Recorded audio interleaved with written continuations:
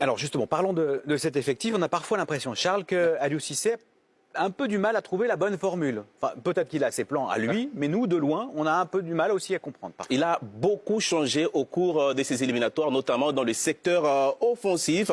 Par exemple, l'attaquant qui a joué comme titulaire la dernière CAN et la dernière Coupe du Monde, il a un peu disparu de radar. Hein. Baye Niang est sorti des radars du sélectionneur. Et du coup, regardez les joueurs qui ont été les plus titularisés au cours de ces éliminatoires. Sadio Mané 5 fois, Ismaïla Sarr 3 fois, Habib Diallo 2 fois. Et puis, suivent des joueurs comme Boulaye Dia, Keita Baldé, Famara Diédhiou, Sada Thioub, Mam Baba Thiam et Abdallah Sima.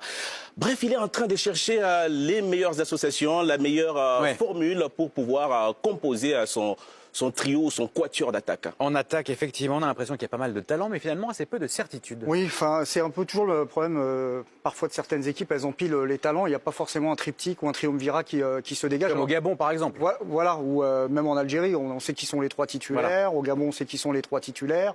Dans d'autres pays, ça se dessine. Au Maroc, c'est en train de se dessiner. Mais du côté du Sénégal, oui, il y a Sadio Mané, évidemment, mais il faut bien l'entourer. Il faut vraiment faire des choix forts. Qui est l'attaquant de pointe aujourd'hui de l'équipe nationale du Sénégal ? Personnellement, je ne le sais pas. À droite, vous avez aussi Ismaïla Sarr, par exemple, Sarr qui, pour moi, est en difficulté dans son club, qui est un petit peu en train de stagner. Donc, il n'arrive pas avec une légitimité, une force incroyable en sélection. Après, un mot quand même sur le Sénégal, parce que moi, ça me fait, à toute proportion gardée, ça me fait penser un peu à certaines critiques qu'il y a par rapport à l'équipe de France. C'est-à-dire que c'est un matos incroyable, mais au niveau du rendu et du jeu, on reste un peu sur sa fin. Mais ça reste quand même, et ça, il ne faut pas l'oublier, même si elle ne produit pas offensivement ce qu'on peut espérer, une équipe difficile à manœuvrer, et une équipe extrêmement difficile à battre. Effectivement. On reste sur le dossier de l'attaque. Du Mans, si vous avez été longtemps l'un des fers de lance de cette sélection, quelle est votre position sur ce dossier? Sur le fait qu'on ne sache pas exactement identifier les 3 fers de lance du Sénégal d'aujourd'hui. Non, les 3 fers de lance, on les a, parce que sur les couloirs, on a Crépin Diatta, on a Sadio Mané, on a Ismaïla Sarr. Le vrai problème, dites-moi quels sont les 3 devant que vous mettez. Aujourd'hui, le problème... Vous ne voulez pas me le dire? Les 3 devant. Le problème, c'est qu'on a un problème de numéro 9. Alors, nous, le Sénégal, on a un vrai problème. On a tout le temps fourni des attaquants, que ce soit les Dembaba, les Moussasso, les Henri Camara.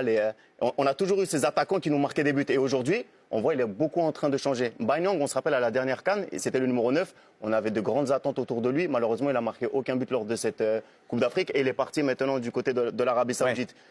Aliou Cissé a voulu changer de système de jeu. Et le problème du Sénégal, ce n'est pas un problème d'homme, c'est un problème de tactique et de mise en place des joueurs. Et en fait, c'est ce qu'il a voulu faire. Il s'est dit, je suis qualifié, je vais essayer de changer mon mode mon système de jeu, pour pouvoir avoir une alternative au cas où ça ne fonctionne pas. Et ce système de jeu, pour moi, le 3-5-2 n'est pas bon pour cette équipe.